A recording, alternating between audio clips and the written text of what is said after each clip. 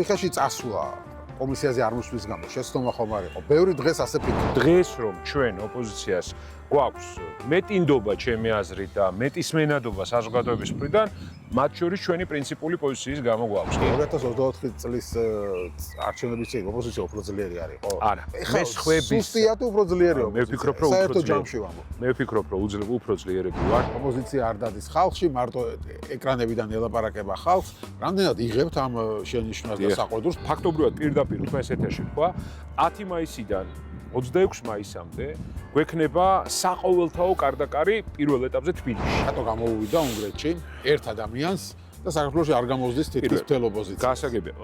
ძალიან კონკრეტულია, რომ რეჟიმები მარცხდება მაშინ, როცა ხდება საყოველთაო მობილიზაცია საზოგადოების. მათ ეს მოახერხეს, რიად უნდა ხო და თქვენ რატო ვერ ახერხებთ? ხო და 2024-ში რატო ვერ მოახერხეთ? როგორ ფიქრობთ, ხო არ არის დღევანდელი ოპოზიცია თქვენი ალიანსის მათ შორის თავი პრობლემა ის, რომ უნგრეთისგან განსხვავებით თქვენ არ ყავთ გამოკვეთილი ლიდერი? თქვენ გაიხსენეთ ზვიად გამსახურდია. ეროვნულ მოძრაობასაც ბევრი ლიდერი ყავდა. ზვიად გამსახურდია პირველივე დრიდან ლიდერი არ.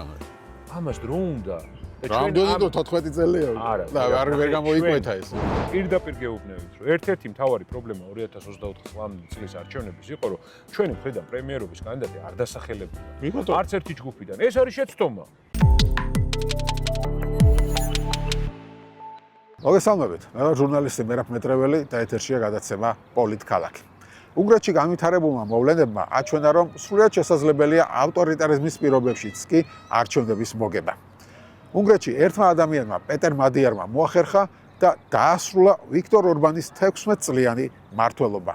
უნგრეთმა აჩვენა, რომ ავტორიტარიზმის პირობებშიც კი, როდესაც ერთი კაცი აკონტროლებს ყველაფერს, სასამართლოს, მედიას, საარჩევნო ადმინისტრაციას და ასე შემდეგ, შესაძლებელია მოიგო არჩევნები. უნგრეთის მაგალითმა საქართველოში ბევრი ოპტიმისტურად განაწყო, თუმცა ბევრი პესიმიზმში ჩააგდო, რადგან აღმოაჩინეს, რომ პეტერ მადიარის მაგვარი ლიდერი არ გვყავს. მთავარი კითხვა დღეს გადაცემაში იქნება, რას გვასწავლის უნგრული მაგალითი. რატომ ვერ მოახერხა ოპოზიციამ 2024-ში იგივე რაც მოხერხდა უნგრეთში და რატომ გონიათ, რომ ამას შეძლებენ მომავალში. ჩვენი გადაცემის სტუმარი დღეს იქნება სტრატეგია აღმაშენებელის ლიდერი გიორგი ვაშაძე. მოგესალმებით. სალამი. მადლობა გადაცემაში მონაწილეობისთვის. პრინციპში ამ გადაცემაში პირველად ხარ რაც ციხიდან გამოხვედი და აი ეს პერიოდი თან თავისუფლებაზე ხო? ღია სივრცეში. პირდაპირ ასე ვთქვათ. ბახში და ანუ რა დაგხვდა ქართულ პოლიტიკაში. ციხიდან რო გამოხვედი, ანუ რა აი ეს მინდა რომ შევაფასოთ და ამაზე ვისაუბროთ დღეს სანამ გადავალთ უნგრეთის მაგალითზე და რამდენად შეგვიძლია ჩვენ მისი გამო რომ მანამდე მაინტერესებს რა მდგომარეობაშია დღეს ოპოზიცია, ქართული პოლიტიკა? მე ვფიქრობ, რომ ჩვენ ციხიდან გამოსვლის შემდეგ მარტო მე არ გამოვედი ციხიდან, მაგრამ სამწუხაროდ კიდე ბევრია ციხეში. დარჩენილებიც არიან რა. ციხიდან გამოსვლის შემდეგ ჩვენ შევძელით, რომ ოპოზიციის ალიანსი ჩამოვაყალიბეთ. გარკვეული ასე ვთქვათ კოორდინაცია დაუწყეთ ჩვენი ქმედებების. ნელ-ნელა უფრო და უფრო ხილული ხდება ჩვენი ერთობლივი სამუშაო პროცესი. აუცილებლად მინდა ვთქვა, რომ დამხვდა ძალიან კარგი განწყობა ხალხში პერსონალურად, ხო? იმიტომ რომ ანუ სამ ციხეში ხვიდოდით, მანამდე უკეთესი მდგომარეობა ქონდა ოპოზიციას თუ ახლა უკეთესია? ჩემი აზრით ახლა უკეთესია, იმიტომ რომ იცით რა არის? ორი რაღაც მოხდა რა. პირველი რომ ციხემ ვერ გატეხა ვერავინ ოპოზიციაში და ეს საზოგადოება მე ვფიქრობ დაინახა. უკან არავის არ დაუხევია, მიუხედავად იმისა, რომ ციხეში ვიჯექი და ახალი საქმეები აღვიზრეს, ხო?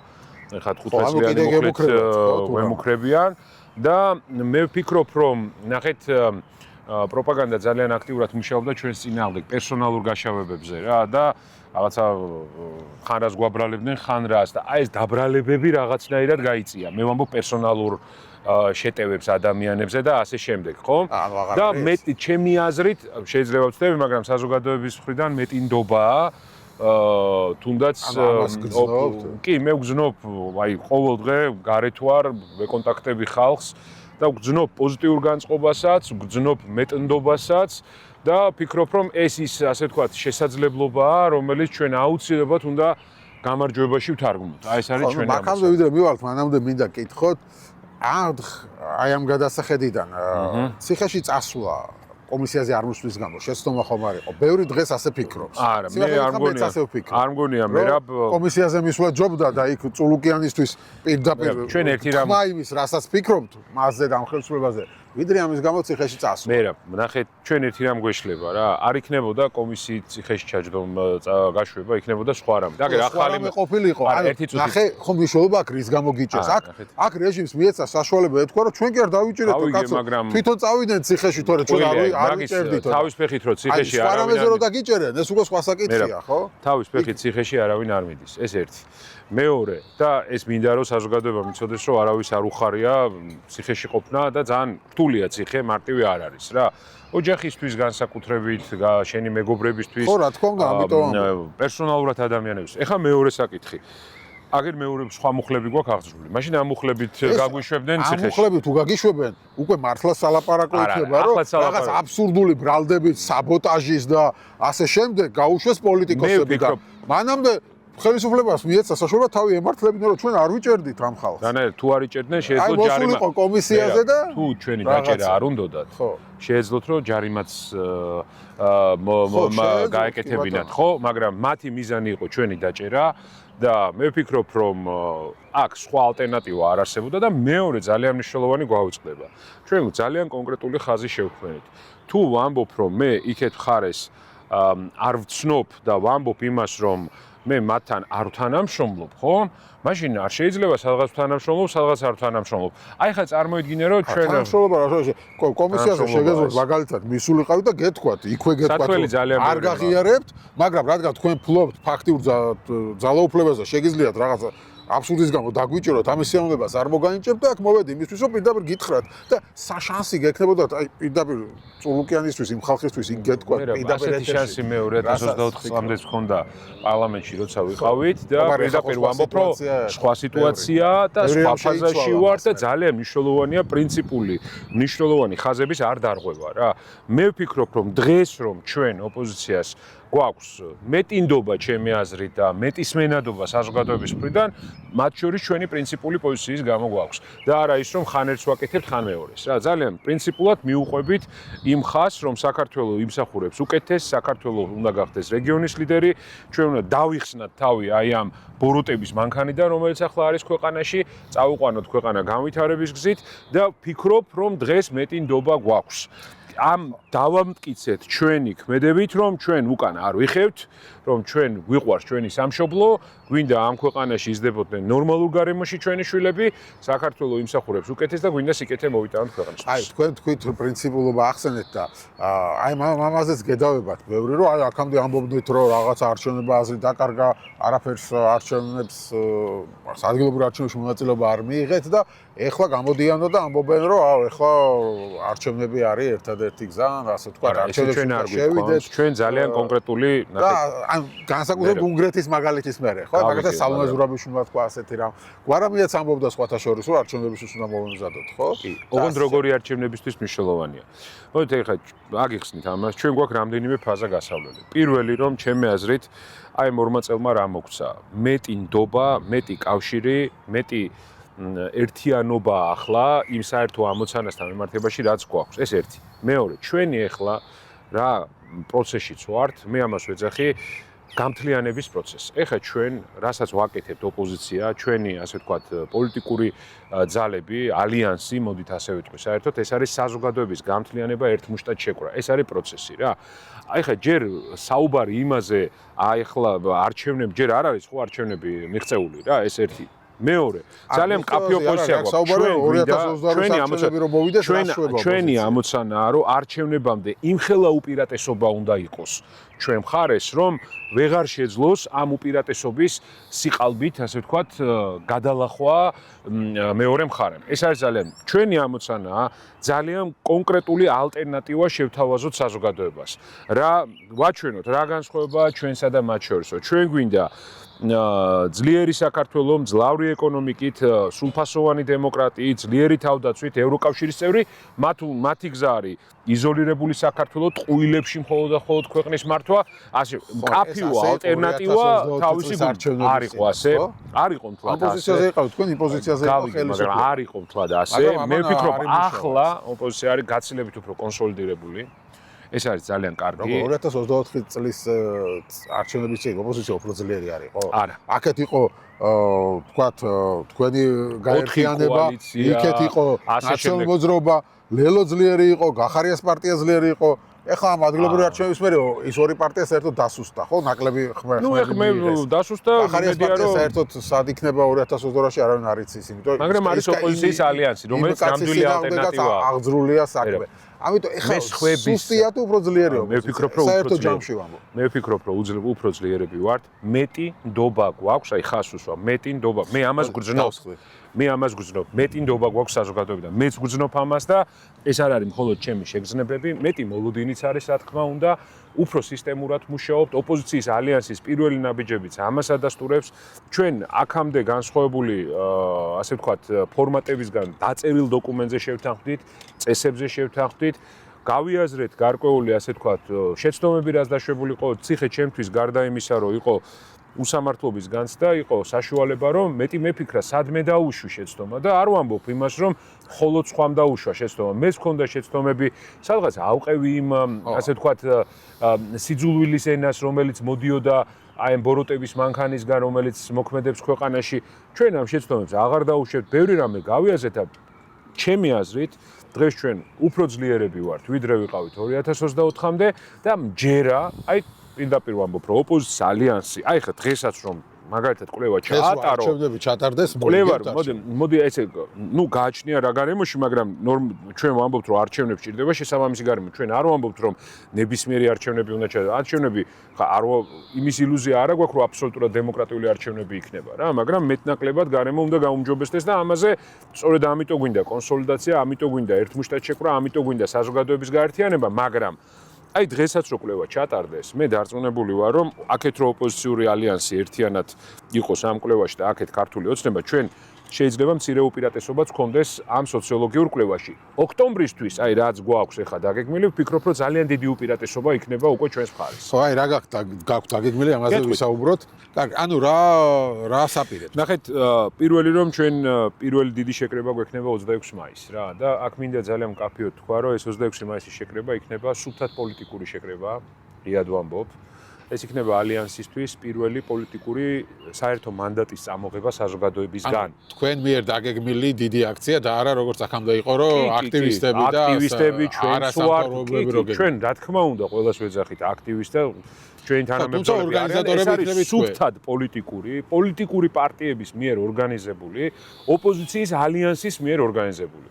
ჩვენ ღიად ვამბობ, გვინდა რომ დაუდგეთ გვერდში აბსოლუტურად ყველას და გვსურს რომ მათგანაც მივიღოთ მანდატი. და მოდი ასე ვთქვათ, რომ პირველი მანდატის აღება იქნება ოპოზიციის ალიანსის მხრიდან და საზოგადოების მიმართულებით. ეხლა რას ვაპირებთ 26 მაისამდე, ესეც მინდა ვთქვა. ჩვენ აგერ თქვენ ნახეთ, რომ მაგალითად ბოლო კვირის მანძილზე დავიწყეთ აქტიური მუშაობა იმ საკითხებზე, რომელიც საზოგადოებას აწუხებს, გარდა იმისა, რომ საქართველოს ევროინტეგრაცია არ მიდის და იზოლაციაში ვართ, კატასტროფული მდგომარეობაა ფასების კუთხით. არაფერს არ აკეთებს ამის მიმართულებით ეს დაჯგუფება, რომელიც ძალაშია, კომისიომანიაში არიან და ნახეთ, მე კითხვას ვსვავ, რომ 4 თვეა უკვე მუშაობენ, 4 კომისია შექმნეს სამთავრობო, სუსის, ეროვნულ ბანკთან ერთად და საპარლამენტო. ამან რა მოგვიტანა? რა მოიტანა ფასების კუთხით? პირიქით გაძვირდა ცხოვრება, ყველაფერი გაძვირდა და ერთი ნაბიჯი მაინც დავინახეთ მათი მხრიდან, რომ რამე გადადგეს ხალხის მხარეს. აი მაგალითად ჩვენ გუშინ თქვით, რომ საწვავის ფასი გაიზარდა და ნებისმიერ ქვეყანაში, ნებისმიერ ნორმალურ სახელმწიფოში, სადაც სახელმწიფოში არის ხელისუფლება, რომელიც ხალხს უსმენს, ყველა მყისიერი ნაბიჯები გადადგა. ზოგმა გადასახადები შეამცირა, ზოგმა რეზერვები გახსნა, იმისთვის რომ დაესტაბილურებინა ეს ფასები. გასაგებია, რომ საერთაშორისო ბაზარზე ფასი გაიზარდა, მაგრამ სახელმწიფო იმისთვის მინდა რომ დამაზღვიოს ამ დროს და ეს არ იყოს ჩემთვის უმძიმესი დარტყმა. რაც არის ახლა საქართველოში ხო 4 ლარამდე მივიდა ფაქტობრივად საწვავის ფასი. ხო ფაქტია რა. გააკეთა რა მე ამ ოცნების ჯგუფმა არც არაფერი არ გაუკეთებია და ჩვენ ვამბობთ რომ 2017 წელს რო გააორმაგეს აქციზის გადასახადი, ის მაინც გაანახევრონ. თითო პროცენტი საშემოსავლოს და დღგ-ს მაინც დააკლონ. მეტია საჭირო და შეგვიძლია ვისაუბროთ რამ გამოიწვია ამ ფასების ზრდა, მარტო საწვავზე არა და მარტო ეხა ჰორმუზის სრუტეს ნუ დააბრალებენ ფასებს და დეკემბერში რო გამოვიდნენ არც ჰორმუზის სრუტე იყო არაფერი. სხვა შორის თვითონ აღიარეს რომ კარტელებია ქვეყანაში. ეს მათი სიტყვებია და სხვა შორის გამეორებული აქვთ პარლამენტში 2 წლის წინ, რასაც ვეუბნებოდი და სიცილით კვდებოდნენ მაშინ. ხო, რა აქვს როგორ სიტუაცია, იმისაგრად ოპოზიციას აეღო და თავიდანვე ამ თემაზე დაეწყო საუბარი ფასებზე, ხო, ოპოზიცია უნდა ყვიროდეს ამაზე. თვითონ ხელისუფლებამ დაიწყო ფასების თემაზე, თვითონ აწიეს ეს. ჯერჯერობით არა, ფასების თემა პირადად მე ლევან ხაბეიშვილი ჩვენი ჯგუფი მუშაობდა პარლამენტში გაიხსენეთ ერთი თვის მანძილზე ადრე. ეხლა დეკემბერში რომ საპატიმროში ვიყავი, სიმართლე გითხრათ გამეღიმა რომ დავინახე მათი ოპოზიცია უნდა ყვიროდეს ფასებზე. ერთი წამით ხალხი რომელიც იძახდა რომ ფასების პრობლემა არ არისო, ჩვენ გვიმტკიცებდა პარლამენტში გამოვიდა და აღიარეს ეს ყველაფერი. მარტო აღიარეს კი არა. პირდაპირ თვითონ თქვენს რომ კარტელებიაო რა ქვეყანაში, ხო ანუ დანაშაულებრივი სინდიკატებიაო ქვეყანაში, რომელიც ხელოვნურად ზრდის ფასებს. მაგრამ მე ზუსტად ვიცოდი მე რომ იქ სადაც არის კორუფციული რეჟიმი, ანუ კორუფცია არის ფასების ზრდის ერთ-ერთი ფაქტორი. იქ არაფერი არ მოხდებოდა რა. ამიტომ არც მიჩხარია ხარო იქედა რაღაცა გამოვედით, აგერ მივეცით დრო 3 თვე 4 თვე, ხო? გავიდა, მოვიდა აპრილის ბოლოს ყველაფერი და ფასები უფრო გაიზარდა. და შესაბამისად დღეს ის მომენტია, როცა კითხვას უსვავთ, რომ ხო გამოვიდნენ და ხო თვითონ თქვენს რომ ჩვენო ფასებს შევამცირებთ, რატო არ შემცირდა ფასები? გაგვცემ პასუხი ამაზე, მე რა, ესე ხო არა, ეს არის ჩვენი საქმე. ეს არის ერთი მნიშვნელოვანი მიმართულება, რაც გვაქვს, ხო? მეორე მიმართულება, აიგერ მინდა ეხა ფაქტობრივად პირდაპირ თქვენს ეთერში თქვა, 10 მაისიდან 26 მაისამდე გვექნება საყოველთაო კარდაკარი პირველ ეტაპზე თბილისში. მივალთ ყველა უბანში ოპოზიციის ალიანსის წარმომადგენლები, მივიტან ჩვენს გზავნილებს და მოვისმენთ საზოგადოებრივ ვასს. აი, ყოველ დღე საღამოს 6 საათიდან 8 საათამდე. აი, ეს მოწოდება ხშირად ისმოდა თქვენს მიმართ და სულ საყვედური თითქოს რომ აი, ოპოზიცია არ დადის ხალხში, მარტო ეკრანებიდან ელაპარაკება ხალხს. რამდენად იღებთ ამ შენიშვნას და საყვედურს, ფიქრობთ თუ არა რომ სამართლიანია და ნუ განსაკუთრებით ამან გააქტიურდა უგრეთის რაზეც არა, ნახეთ, ჩვენ ეს უგრეთში მომხდარებელი დაუკავშირებთ შემდეგ რომ აი მადიარი დადიოდა ასე სოფელ და ჩვენ ოპოზიცია არ დადის. არა, ერთი წამით პირველი 31 მარტს რო გამოვაცხადეთ ჩვენ 26 მაისი, ეს უკვე გეგმაში გქონდა რა და ვემზადებით ამის მომზადება უნდა ეხლა ეს მარტივი კი არ არის ამის გაკეთება რა. და სხვა შორის აქვე თქვენს ეთერში მინდა ვთქვა რომ ყველას ვისაც უნდა რომ აი ამ საზოგადოებრივი მობილიზაციის კამპანიას ვეძახით ჩვენ ამაში ჩაერთოს, მომწერეთ პირადად Facebook გვერდზე და ჩემთან ერთად თუ გსურთ რომ ჩვენთან ერთად იაროთ, მინდა რომ მეტი მოხალისე ჩაერთოს ამ პროცესში, პატარა ტრენინგიც გვექნება, გეტყვით როგორ უნდა მივიდეთ ამ ოჯახებში და ერთად ვიაროთ თბილისში რა. ეს იქნება 10 და 2 კვირა გადაბმული უწყვეტი, ასე ვთქვათ, კარდაკარი იქნება. ოღონდ ეს არის პირველი ეტაპი, ახლა არ მინდა საზოგადოებამ თქვას რომ ამით რამე მთავრდება. პირიქით, ამით იწყება რა. ხო, მაგრამ შაიმ შენიშვნას რამდენად იღებთ, რომ აქამდე არ დადიოდა ოპოზიცია რეგიონებში, ხალხს არ ელაპარაკებოდა 20-24-ის არჩევნების წინას მესვოდა ეს პრეტენზია. კი ბატონო, მე ყველა პრეტენზიას მივიღებ, ყველა შენიშვნას მივიღებ, იმიტომ ვართ ადამიანები, რომ გავითვალისწინოთ ის, რაც შეიძლება უკეთესად უნდა გაგვეკეთებინა. ზოგადად ეხლა ჩემ ხასიათზე გეტყვით, რომ თქვენ შეგიძლიათ ახლად შეხვიდეთ ჩემ სოციალურ გვერდზე და ნახოთ, რომ მთელი საქართველოს მოვლილი მაქვს თავისი ლაივებით და ხშირად დავდიოდი რეგიონებშიც და ასე შემდეგ, მაგრამ უფრო სისტემური, უფრო ერთობლივი მუშაობა ამ კუთხით საჭირო. ჩვენ ამაზე შევთანხმდით ჯერ კიდევ რომ გამოვედით საპატიმრო დაწესებულებიდან მყისიერად რომ პირველი თუ რა შეიძლება გავაკეთოთ ეს არის. ახლა არის ფაზა თბილისი, მოდით ასე დავარქვათ. 26 მაისს დიდი პირველი შეკრება, შემდეგ გავაგრძელებთ რეგიონებში იგივე საკითხს, ოღონდ ეს იქნება ძალიან სისტემური ხასუსვავ. ძალიან კარგად წინასაარჩევნო. არჩევნები არ არის.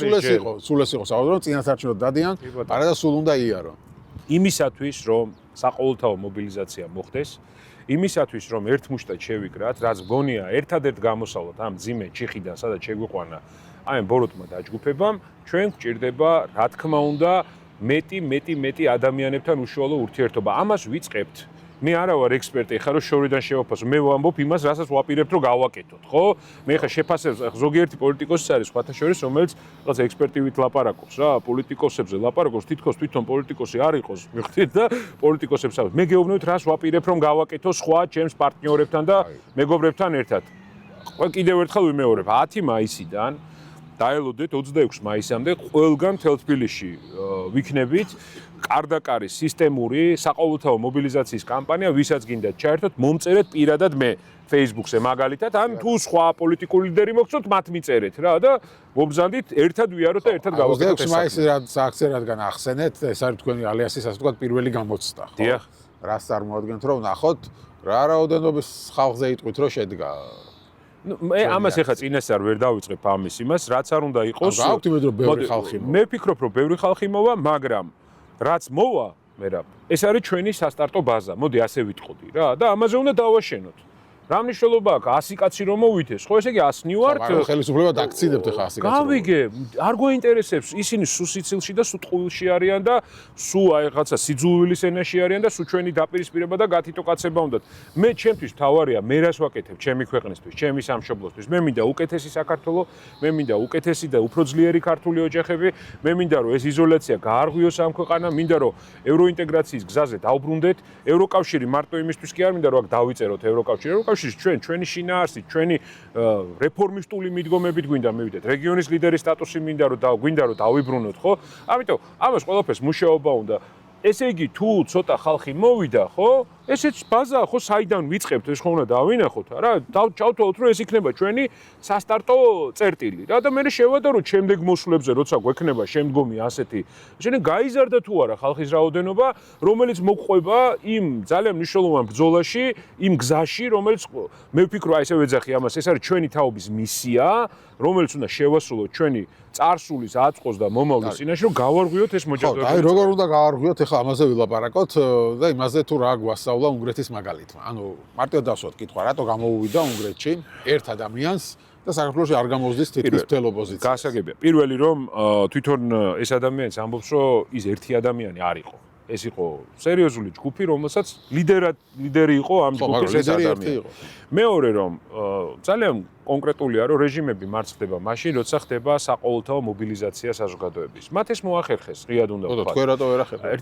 ხო და 2024-ში რატო ვერ მოახერხეთ? ხო, მომისმინეთ ერთი წუთით 2024-ში ჩვენ არჩევნები რეალურად მოვიგეთ, მაგრამ ეს გამარჯვება აი მე ამას ღიად ვამბობ. არ იყო საკმარისი იმისთვის, რომ სიყალბის ის, ანუ გაყალბების ის მარჟა, რომელიც აწია ძალიან ოცნებამ, გადაგველახა, ხო? შესაბამისად, ამოცანა გვაქვს, რომ კიდევ უფრო დიდი უპირატესობა უნდა იყოს ჩვენ მხარეს. მე, რა თქმა უნდა, უნგრეთის მაგალითი იქნება, თურქეთის მაგალითი იქნება, თუ ნებისმიერი სხვა ქვეყნის მაგალითი იქნება, ჩვენ ყველა ვსწავლობთ, მაგრამ ჩვენ ქართული მიდგომები გვჭირდება. არ არსებობს გამზადებული რეცეპტი, რა უნდა გავაკეთოთ, ხო? ყველა ქვეყანას აქვს თავის სპეციფიკა და მე ზოგადად ამას უფრო მარტივად რო გითხრათ, მე რა ვეძახი იუსტიციის სახლის მიდგომას. რა არის იუსტიციის სახლის მიდგომა? მთელ ევროპაში ვიარეთ, ნახეთ საუკეთესო გამოცდილებები და იმაზე უკეთესი გავაკეთეთ. ჩვენი განაცხადია, რომ კიდევ უკეთესი რას გასწავლით მადიარის მაგალითი? არა, ეს მაგალითი გვასწავლის, სხვა შორის ძალიან კარგი მექანიზმები აქვს, აი როგორ უნდა ებრძოლო პროპაგანდას რა. იმიტომ რომ ჩვენ ხშირად ჩემი აზრით აქ შეიძლება ქონდა ხარვეზები, რა კუთხით ვამბობ რა, რომ ვერ პოულობდით სწორი ბრძოლის ტაქტიკას იმ სიყალბეზე და ტყუილზე, რაც იქედან მოდიოდა რა. ან მეორე საკითხი, სადღაც შეცდომა დაუშვით, რომ ავყევით სიძულვილის ენაში. მიხვდით? ანუ ჩვენ თლიანი გამიჯვნა უნდა მოვახდინოთ ამ რამდენიმე ათეულ ადამიანთან, ვისთანაც მიტაცებული აქვს ძალაუფლება, საზოგადოებას, რომელსაც ისინი ხლეჩენ, ჩვენ უნდა დაუპირისპიროთ ამას, რომ ჩვენ გვინდა ამ საზოგადოების გაერთიანება, იმიტომ რომ დღეს თქვენი ეთერითაც ქართული ოცნების მხარდამჭერებს ვეუბნები, ხალხო, არაფერი გასაყოფი არ აქვს. ჩვენ ერთი სამშობლო გვაქვს, ჩვენი შვილები აქ იზრდებიან, მიხვდით? და ის რომ მე ან თქვენ განსხვავებული აზრი გვაქვს, ეს არ ნიშნავს, რომ ციხეში უნდა ჩავსვა. და არსებობს ფუნდამენტური საკითხები, რაზეც ყველა უნდა შევთანხმდეთ. ვთანხმდებით, რომ საქართველოს ადგილი არის ევროატლანტიკურ ოჯახში? ვის ვთანხმდებით, ეს აღარ უნდა იყოს გადახედვის, ასე ვთქვათ, ობიექტი. ხო, ვთანხმდებით, რომ ქვეყანა ბიუჯეტი არ უნდა იძარცვებოდეს და ხალხს უნდა ხმარდებოდეს ეს რესურსები. ვთანხმდებით, რომ უსამართლობები არ უნდა იყოს ქვეყანაში და სამართლიანობა უნდა დამკვიდრდეს. და სამართლიანობა ის კი არ არის, მხოლოდ იმას კი არ ვამბობ, რომ უსამართლობა მარტო მე კი არ მომაკითხა პატიმრობით. უსამართლობა მიაკითხა აგერ მშობლებს, რომლებიც თავის ბავშვებისთვის წამალს ითხოვენ. უსამართლობა მიაკითხა მაგალითად იგივე ხარაგაულის და ჭიათურის სოფლებში დანგრეულ სახლებში რო ცხოვრობს ადამიანები და ყურსაც არავინ იბერტყავს და კიდე იქეთ ჭიათურის მაღაროელები დააკავეს, მათაც მიაკითხა უსამართლობამ. უსამართლობამ მიაკითხა გაზრდილი ფასებით მთლიანად საზოგადოებას, რომ აი მაგალითად გუშინ კარგი ციფრი ჰქონდა სომხეთში 2013-25 წლების პერიოდში, ხომ? 45%-ით გაიზარდა ფასები. თუ იცით საქართველოში რამდენი გაიზარდა? 70%-ით საერთო ფასები გაიზარდა და 110%-ით გაიზარდა პროდუქტებს. 110%-ით.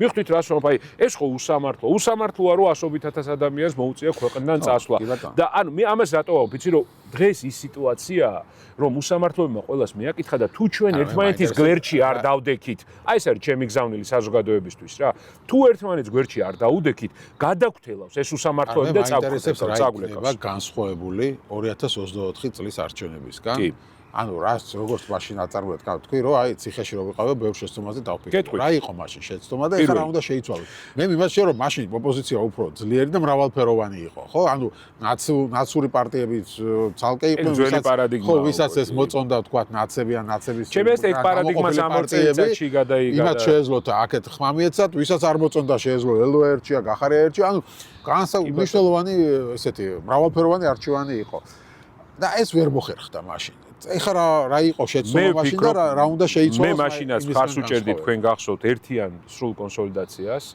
და ეს ვერ მოხერხდა ღიად თქვათ აი ნახეთ არა მოხერხდება ლელო იძახისო ცალკე გავდივარ ლელოსთან მე ძალიან კარგი ურთიერთობა მაქვს და დიდ პატივს ვცემ დრო გვიჩვენებს მე ესე ძალიან კონკრეტულად ვამბობ დრო გვიჩვენებს რომელი გზა უფრო სწორია ალიანსის გზა სადაც პარტიები გაერთიან და თუ ცალკე დგომის გზა და ჩვენ ხარი არ დაგვიხურავს არავისთვის და დღეს არ ტარდება არჩევნები კაცო იქნება ლელომ სხვა გადაწყვეტილება მიიღოს ან ჩვენ მივიღოთ სხვა გადაწყვეტილება თუ დავინახე რომ სხვა გზა ჯობია რა ეხლა არ მინდა ისე გამოვიდეს რომ ვინმეს რამეს ვაძალებ კიდე ერთხელ ვამბობ მამუკასაც დიდ პატივს ვცემ ბადრისაც დიდ პატივს ვცემ ლელოს ახალგაზრდულ გუნდს ძალიან დიდ პატივს ვცემ ირაკლი იქნება თუ ნებისმიერი სხვა იქნება მე მინდა მათთან თანამშრომლობა და ღიად ვაცხადებთ ამას რა დღეს ალიანსში ვინ შეიკრა ამ ალიანსში ხო ხვალ და ზეგ შეიძლება ახალი ადამიანები შემოვიდნენ და ახალი ჯგუფები შემოვიდნენ ამ ალიანსში ეხლა ნახეთ რა ფუნდამენტური განსხვავება იყო რომ 24-ში აი თუნდაც სოციოლოგიურ კვლევას რო შევხედავდით მაინც პირველ ადგილზე იყო ქართული ოცნება მიხვდით აქეთ კი ჯამურად ჩვენ პირველ ადგილზე ვიყავით სოციოლოგიაში მაგრამ ეს საკმარისი არ არის აი მე მაგალითად ვფიქრობ რომ აი სოციოლოგია რო გამოჩნდება აი ესე რომ ჩვენ ვართ პირველ ადგილზე და მეორე ადგილზე არის ქართული ოცნება მე ნახეთ თქვენ ქართული ოცნების რეიტინგის ჩამოშლა. აი ასე მოხდა სხვათა შორის უნგრეთშიც რო იცოდეთ, ასე მოხდა ბევრ ქვეყანაში, მაგრამ კიდე ერთხელ მე სხვა მაგალითებს ესე კოპირებას არ ვახდე რა. მე ამის მჯერა რომ ეს შეგვიძლია რომ გავაკეთოთ და ოქტომბრისკენ უკვე ველოდები აი ამ სურათს, რაც საერთოდ სხვა მუხტს გააჩენს, ერთ მუშტად შეკვრის, ერთად ყოფნის, გამოყოლის ამ ბრძოლაში. კიდევ აი გაიხსენეთ 2024 წლამდე კიდე რა იყო პრობლემა. აქციები იყო თუ ქუჩაში გამოსვლები იყო, რაღაცა ოპოზიცია იყო ცოტა ცალკე. აი მახსენდება ყოველთვის თავისუფლების მოედანზე დიდი შეკრება, სადაც ოპოზიციური პარტიები არ ვიყავით წარმოდგენილი, არა და ერთ კვირაში არჩევნებია და უნდა გამოხვიდე უთხრა ხალხს რომ დამიჭირე მხარი რომ მე დაგიდგე გვერდში. და ეს არ იყო და მე ამაზე შიგდა დისკუსიაში სერიოზული კონფლიქტი მქონდა. კაცო ეს პირიქით ჩვენთვის მინუსია. ხო, მაგრამ მაშინ რაღაცა ხალხი არ იღებდა ხო ოპოზიციას აქციებზე. თქვენ ნახავთ მაისში რომ მიიღებს, აი ეს გადაწყდა. აი ზუსტად სწორია. მე რა ეს გადაწყდა ხალხი არ იღებს ოპოზიციას გადაწყდა მაგრამ ეს ისე ხდება ბევრი ადამიანი რომელიც ამბობს რომ აი ნაცებს ხვას არ ვივცემ და ან მათგან გამოყოფილ პარტიებს ამ ხალხს რას თავაზობთ იმიტომ მათემატიკა საარჩევნო მათემატიკა გვეუბნება რომ ოცნების არა მარტო ყოფილი ამომრჩევლების მიმხრობა გჭირდებათ არა მოქმედი ამომრჩევლების კი წამოსაყვანი გყავთ თუ გინდათ რომ მოიგოთ ჩვენ ეს ერთხელ გაკეთებული გვაქვს სხვათა შორის გაგახსენებთ 2018 წლის საპრეზიდენტო არჩევნებს სადაც ჩვენ პირველ ადგილზე გავედით პირველ ტურში, მაშინ მე ვიყავი კამპანიის ხელმძღვანელი, ძალაერთობაშია ბლოკის გრიგოლ ვაშაძე იყო ჩვენი კანდიდატი, მაგრამ ჯამურად ოპოზიცია 1,100,000 ხმა იყო მაშინ პირველ ტურში. მეორე ტურში შემოატრიალა ქართული. მომისმინეთ, მეორე ტურში იმიტომ მოხდა, ერთი ბევრი ფაქტორი იყო ხა არ ჩავშდი, მაგრამ ერთ-ერთი იყო, რომ აქეთ ხარ სრული კონსოლიდაცია ოპოზიციური ფლანგის, აი იმ სხვადასხვა ხმების, რაც დანარჩენებმა აიღეს, არ მომხდარა. ერთ-ერთი იყო ნამდვილად დავით ბაქრაძე, მაშინ რომელმაც მხარი დაუჭირა და 800,000 ხმა ავიღეთ მეორე ტურში, რა. და სხვა პიროვნება არა იყვნენ კაცო სხვა შორის ზურა ჯაფარიძეც იყო დათო უსუფაშვილი იყო თუ არ მოვწდები და ეხლა 2%, 3%, 4% ისე გროვდება ეს 1,100,000 ხმა. ახლა ჩვენ გვინდა რომ ყველა ანუ ის რომ არასდროს ხმას არ მისცემს იქ სადაც ეს ჯგუფი ეს არასწორია. მაშინ თბილი. არა, გავიგე, არის მერაბ, იმ ხალხს ვეუბნები. აი იმ ხალხს ვეუბნები. იმ ხალხის მაგ ჭირდება. კი, ნახეთ, იმ ხალხს ვეუბნები. ზოგს აქ ეგეთი პოზიცია, რომ ეგენი კოცები არიან, ანუ რატომ უნდა აჩუქო? კი ბატონო. არა. კოცებს ამომრჩეველი, ხო? არა მაქვს მე პოზიცია და მე მინდა ამ ხალხსაც აი ჩემი გზავნილი მინდა უთხრა, მოусმინოთ ერთმანეთს. გიწვდით ხელს, შეიძლება არ მოგწონვართ მე, ხო? უბრალოდ მომისმინეთ, ერთადერთს დაველაპარაკოთ, იქნებ ნახოთ საერთო. არ თანხდებით, რომ სამართლიანობის დამკვიდრება გვინდა ქვეყანაში?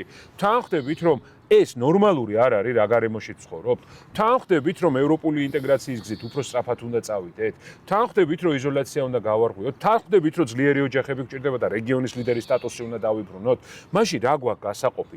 პირიქით ვამბობ მე ამას და ადრეც ვქონდა, სხვა შორის თქვენთანაც ვქონდა გადაცემაში. მე რა სულ ვამბობდი, რომ ეს გამხლეთში თემა მოგონილი არის მათ შორის ანუ მოგონილი კი არ არის ინტენსიურად იყენებს აღბას იქეთა მხარე რომ გაგხლიჩოს იყენებს და იმიტომ რომ მუშაობს რატო იყენებს იმიტომ რომ მუშაობს მე ვამბობდეს კი არ გამოიყენებს ნახეთ მე ვამბობ რომ ნაკლებად მუშაობს მაგრამ მინდა უფრო ნაკლებად იმუშაოს მინდა რომ ყველა ის ვინც ფიქრობს რომ მე მისგან განსხვავდები დავერწმუნო რომ მე ჩემი სამშობლო მიყვარს ისე როგორც მას უყვარს თავის სამშობლო მეც სამი შვილი მეზდება და მათაც შვილები ეზრდებათ ერთი ქვეყანა გვაქვს ერთი სამშობლო გვაქვს არასდროს მე მას არ დაუძახებ იმას რომ შენ რაღაცა ხოცი ხარ ასე არა ეს ჩემი მიდგომა არ არის მე ვეუბნებ რომ მინდა მოგისმინოთ და მინდა როგორმე აი ეს ხიდი ავაშენოთ ჩვენ შორის ურთიერთნდობის ეს არის ის პროცესი რომელიც ჩვენ წამოვიწყეთ და დარწმუნებული ვარ მივაღწევთ შედეგს კი ბატონო მაგრამ როგორ ფიქრობთ ხო არ არის დღევანდელი ოპოზიცია თქვენი ალიანსის მათ შორის თავი პრობლემა ის რომ უნგრეთისგან განსხვავებით თქვენ არ ყავთ გამოკვეთილი ლიდერი და ხალხი საბოლოო ჯამში აღმოჩნდა უნგრეთის მაგალითმაც ეს აჩვენა ჩვენმა მაგალითმაც ეს აჩვენა ლიდერის გარეშე არასდროს ჩვენთან არ შეცვლილა ხელისუფლება 90 წელს გამსახურდია იყო ასეთი ლიდერი 2003-ში მიშა იყო ასეთი ლიდერი 2012-ში ბიძინა იყო ასეთი ლიდერი ანუ ლიდერის გარეშე ხელისუფლება ვერ იცვლება და თქვენი ალიანსი ამბობს რომ იმასაც კი ვერ ამბობთ ჯერჯერობით რომ საერთო არჩევნებზე ერთად გახვალ იმიტომ რომ თქვენი წევრები ეთერებში ამბობენ რომ ჯერ ეს საერთო გაერთიანებაც კი არ არის ჩვენ ყველა სალს ჩვენს რაღაც პარტიულ იდენტობას ვინ არჩუნებს და ასე შემდეგ. პირველი რომ პარტიული იდენტობის შენარჩუნება და ერთად გასვლა ერთმანეთს არ უწინააღმდეგება ეს ერთი, მაგრამ პირველი ჩვენს დოკუმენტში ჩავწერეთ კიდეც და ღიად თქვით, რომ არ გვაქვს ეს გადაწყვეტილება ჯერ, მაგრამ ეს არ ნიშნავს რომ გადაწყვეტილებას არც ერთ შემთხვევაში არ მივიღებთ, ხო? ამიტომ გადაწყვეტილება ახლა მეორე, ნახეთ რა შეეხება ლიდერს. მე ვფიქრობ რომ ეს პროცესი თავისთავად გამოყვեց ლიდერს ან ლიდერთა უფრო მცირე ჯგუფს თქვენ გაიხსენეთ ზვიად გამსახურდია. ეროვნულ მოძრაობასაც ბევრი ლიდერი ყავდა. ზვიად გამსახურდია პირველივე დრიდან პირველი ლიდერი არ. ამას დრო უნდა. და ჩვენ რამდენი 14 წელია. და არ ვერ გამოიკვეთა ეს ლიდერი. ჩვენ ჯობს გვიან ვიდრე არასდროს, მაგრამ ჩვენ ახლა უნგრეთში 16 წელი დაჭირდა, მოდი ვთქვათ. ხაშოს ეს 16 ნიშნული ევროპულ კონტინენტზე არის საბოლოო ნიშნული როგორც წესი, სადაც მეტნაკლებად არჩევნები მაინც ტარდება, საბოლოო ნიშნული ხოლმე ნებისმიერ ხელისუფალის, მაგრამ ეს და ჩვენც მაგ ნიშნულამდე მივდივართ რა, ახლოს ვართ და შეიძლება 15 იყოს ჩვენთან და არა 16 მაინც და მაინც, მაგრამ ჯერა რო იქნება. ეხლა ნახეთ, ეს პროცესი, რაც ჩვენ დავიწყეთ, თავისთავად გამოკვეთს ლიდერთა ჯგუფს. თქვენ მიხეილ სააკაშვილი ახსენეთ. მიხეილ სააკაშვილი 2003 წლის არჩევნებამდე არ იყო უპირობო ლიდერი, იქ იყო სხვა პარტიებიც, რომლებმაც ხმები მიიღეს, მაგრამ მერე უცებ პროცესმა, ხო ძალიან მოკლე პერიოდში, რამდენიმე კვირაში ის აქცია უპირობო ლიდერად, მოდით ასე ვთქვათ, ხო? ამიტომ კიდევ ერთხელ ვამბობ, რომ ჩვენ ამ პროცესს გავდივართ, კი მეჩქარება მეც იცი როგორ მინდა რომ თქვა რომ ეს არის ლიდერი და უნდა გაუყვეთ ძალიან მინდა მაგრამ ეს ხელოვნურად ხო ვერ მოხდება მერაბა რა ეხლა ვინმე დავნიშნოთ ლიდერად მე იტყვი რომ ეს კაცი რას დამინიშნეთ ლიდერად მაგალითად 2007 წელს როცა არ ყავდა ოპოზიციას ლიდერი ისინი შეიკრიბნენ და აირჩიეს მაშინ საპრეზიდენტო კანდიდატი აირჩიეს მაგრამ ლევან გაჩეჩილაძე აი ასე აირჩიეს და ხელოვნურად შექმნეს ლიდერი იმიტომ რომ მანამდე გაჩეჩილაძე საერთოდ არ ჰქონდა რაიმე მნიშვნელოვანი უპირატესობა სხვებთან შედარებით ერთ-ერთი ლიდერი იყო შეიკრიბნენ კენჭი უყარეს და როცა დაასახელეს ის საპრეზიდენტო კანდიდატად და გაერთიანებული ოპოზიციის ლიდერად საპრეზიდენტო არჩევნების მერეც ის დარჩა მერე მნიშვნელოვან ლიდერად რამდენიმე წლის განმავლობაში ასე შეიძლება პირველი ფუნდამენტური განსხვავება საპრეზიდენტო და საპარლამენტო არჩევნებს შორის იქ აუცილებლად კონკრეტული კანდიდატი საპარლამენტო არჩევნებში ერთი კაცი ჭირდება მართავს ქვეყანას პრემიერ-მინისტრი პრემიერ-მინისტრობის კანდიდატი შეიძლება აირჩიოს გეთანხმები მე განა არ გეთანხმები პირდაპირ გეუბნებით რომ ერთ-ერთი მთავარი პრობლემა 2024 წლის არჩევნების იყო რომ ჩვენი მხრიდან პრემიერობის კანდიდატი არ დასახელებულა არც ერთი ჯგუფიდან ეს არის შეცდომა გეთანხმები არ გეწინააღმდეგები მე მინდა რომ ეს მოხდეს და აქეთ მივდივართ მივხვდით? მე აქეთ მივდივარ, მე ამისთვის გავაკეთებ ყველაფერს, რომ თუ გადასაწევია უკან ჩემი ასე ვთქვათ პარტიის ინტერესს გადავწიო და იყოს ის ადამიანი შიდა არჩევნები იყოს უფრო ფართო მასშტაბიანი ჩართულობით, ან როგორც თუნდაც ახსენე 2007 წელს მოხდა. ოღონდ გაგახსენებ, რომ 2018 წელსაც ჩვენ კოალიცია გავაკეთეთ, ეს ძალაერთობაშია გაერთიანება, ხო? მაშინ მანამდე სხვათა შორის გრიგოლ ვაშაძე ფაქტობრივად არ იყო აქტიურად პოლიტიკაში რა ჩართული. მივხვდით? და შეთანხმება მოხდა მაშინ იმ კანდიდატთან დაკავშირებით. მე სხვა პარტიას სტრატეგია აღმოჩენება წამოვაგდები მაშინ. გრიგოლ ვაშაძის კანდიდატზე შეთანხმება იყო შეცდომა, იმიტომ კი არა რომ საპრეზიდენტო არჩევნებზე შედეგი ვერ დაიდო, კარგი შედეგი დადო ოპოზიცია როგორც ლამის ვეგეთ, მაგრამ იმის მერე ის როგორც პოლიტიკური ლიდერი ვერ დარჩა. იგივე გაჩეჩილაძიდან განსხვავებით. გაჩეჩილაძე დარჩა საპრეზიდენტო არჩევნების მერე. რა დარჩა, აღარ არსებობდა. 2-3 წელი ის ოპოზიციას ის მიათრევდა ასე. ვაშაძე საპრეზიდენტო არჩევნების მერე ვაშაძეც გრიგოლ ვაშაძე. ამიტომ უნდა აირჩიოთ ისეთი პოლიტიკური ფიგურა, რომელიც ერთჯერადი პროექტი არ არის. ხვდებით, რომელიც იქნება ოპოზიციის ლიდერი. მოდით მაგაშიც დაგეთანხმებით. არ მინდა შეგეწინო, გეთანხმები მე რა. მადლობა, გეთანხმები. აი საზოგადოებას ვეუბნები, მოусმინოთ ერთმანეთს, როცა სწორ აზრს გავიგებთ, კი არ შევეწინააღმდეგოთ, დაგეთანხმე. ამიტომ დიახაც საზოგადოებამ უნდა გამოკვეთოს პირველ რიგში ეს ლიდერი და უნდა შევთანხმდეთ ისეთ ადამიანზე, როცა საპრემიერო კანდიდატი იქნება, რომელიც კი არ მოვა და წავა პირობითად მოვა, აიღებს პასუხისგებლობას ხვებთან ერთად და გააგრძელებს ბრძოლას. მაგრამ ერთ რამეშიც არ ვიცი, უნდა დამეთანხმოთ. მადიარის იგივე ის ამბავი აჩვენებს, რომ ლიდერი იგივე ივანიშვილის კამპანია, ხო? აჩვენებს იმას, რომ ამორჩეველს ეს ლიდერი არჩევნების წინ კი არ უნდა აჩვენო, როცა იწყება ყველაფერი 2 წლით ადრე იწყება, 2 წლით ადრე უნდა იყოს უკვე. ანუ დიდი დრო ჭირდება ამ ყველაფერს და შესაბამისად, ანუ გადაწყვეტილებებისთვის მე ვფიქრობ, რომ დრო არ ითმეს. მიუხედავად იმისა, რომ არჩევნები 2028-ია დანიშნული და 2 წელიწად ნახევარი არის, იქამდე, როგორც თქვენ თქვით, შეიძლება მანამდეც მოხდეს. რამე, ამიტომ ოპოზიცია უკვე უნდა იყოს. გეთანხმებით ამაში, რომ ხვალ რო არჩევნები ჩატარდეს, ბრძოლაში შესვლა შეეძლოს. გეთანხმებით მე რა, სულ 2 თვე არა ციხიდან გამოვედით, 3 ასე ვთქვათ, ვინც გამოვედით ციხიდან, მე ზურა და ნიკა. მაქსიმალურად ვცდილობთ პროცესი დავაჩქარო და ამაშიც გეთანხმებით.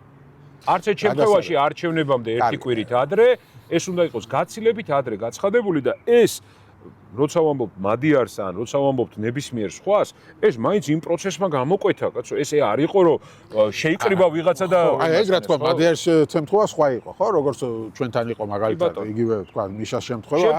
მიშას შემთხვევა, ხო. აბა ამაშიც თუ დამეთანხმებით, ნახოთ. მადიარი იმით განსხვავდება ხა თქვენგან, რომ ის იყო მოქმედი სახალხო გუნდის წევრი და გუნდის გამოყვანა. ნახოთ 2022 წელს უგრეთში ჩატარდა საპარლამენტო არჩევნები, სადაც როგორც თქვენ ისე გაერთიანდა ოპოზიცია, ყველა როგორც თქვენ ამბობთ, რომ ერთიანობაა მთავარი, ოკეი და ყველა გაერთიანდა, ერთიანობაა მთავარი, მემარჯვენე, მემარცხენე და ამ ერთიანობამ არ იმუშავა. ოპოზიცია მაინც წააგო. და შემდეგ როცა უკვე ორბანის გუნდიდან გამოვიდა ადამიანი, აუჯანყდა ასე ვთქვათ, ბელაც შეგნიდა აი ამან იმუშავა ერთმა კაცმა. ესეთი ქონდა მიშას მაგალითი გვაქვს მაგალითად ასეთი. ნუ მიშა იყო ასეთი. აქ იყო გახარიას ვარიანტი ქონდა, უბრალოდ ნუ გახარია ვერ გამართლა ამ დონეზე, მაგრამ სხვათა შორის ძალიან მნიშვნელოვანია, რომ გახარიამ იყო ერთადერთი ოპოზიციაში, ვინც ქოცებს ხმებს ართმევდა. ხო და ეს მე მაგას და ქოცებს ხმებს ართმევდა.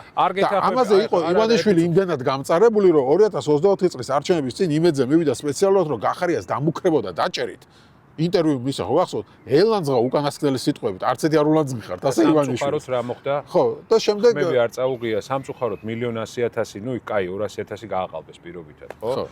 ქართულმა უცნებამ მაინც წაიღო ყველა ის ხმა, რომელსაც მანამდე მიქონდა და სამწუხაროდ 2021-ში კარგად წაართვა ხმები გახარია. 2021-ში კი, მაგრამ 2024-ში ამ ადამიანმაც ფაქტობრივად ოპოზიციის ტრადიციული ხმებიდან წაიღო ხმები.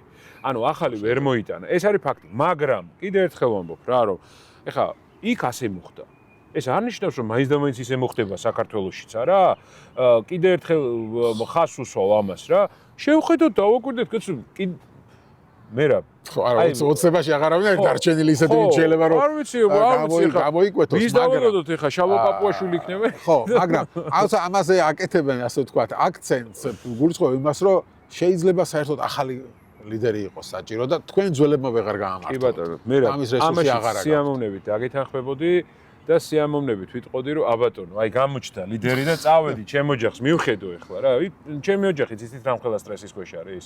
პოლიტიკოსის ცხოვრება მარტივი კი არ არის, მაგრამ ვერ დავთმობ ჩემ ქვეყანას და იმიტომ ვარ ამ ბრძოლაში, თორე ჩემი თვითმიზანი ხა, მე იმდენი რამის კეთება შემეძლია მარტო საქართველოში არა, სხვა ქვეყნებში. ბევრმა იცის ჩემი კონტაქტებიც, რა პროექტებზე უარი მაქვს, ნათქვამი, სხვა ქვეყნებში რა შემიძლია ვაკეთო, საქართველოშიც რა შემიძლია ვაკეთო. უბრალოდ რა არის იცით, მე ესე გავიზარდე რა, რომ აღარ მინდა საქართველოს დაბრუნდეს არც 90-იანებში და არც საბჭოთა პერიოდში და არ მეთქობა დავინახავ. პირველი მე გამოვალ ვიტყვი რომ აბატონო კაცი გამოჩნდა, როცა დამავალებს, რასაც დამავალებს, იმას გავაკეთებ, თუ არ მჭირდები, გავიწევი, სიამოვნებით, ვინ არის წინააღმდები, გეკითხებით. ვერ ხედავ ასეს, თუ ხედავ მითხარი და აჰა, მე ხო და აი ასეთის გარეშე ხო არ ფიქრობ რომ ისე წაგებისთვის არის. არა, ნუ ახლა არა, მე ვფიქრობ რომ თქვენ და მე ძალიან ოპტიმისტურად ვარ განწყობილი.